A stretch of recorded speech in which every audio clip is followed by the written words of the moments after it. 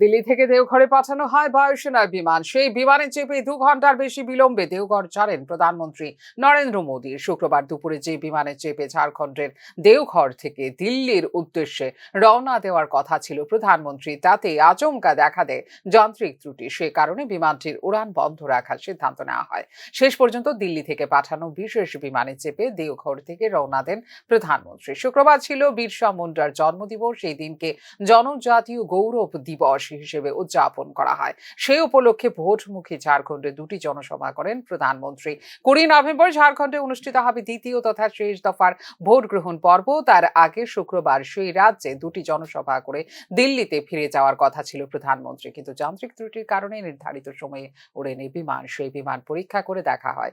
সেই সময় দেওঘর বিমানবন্দরে অপেক্ষা করছিলেন প্রধানমন্ত্রী। সেই সময় সেখানে তৈরি করা হয় সর্বোচ্চ নিরাপত্তার বেষ্টনী। শেষ পর্যন্ত দিল্লি থেকে আবার বায়ুসেনার বিমান পাঠানো হয়। সেই বিমানেই রাজধানীতে ফেরেন প্রধানমন্ত্রী।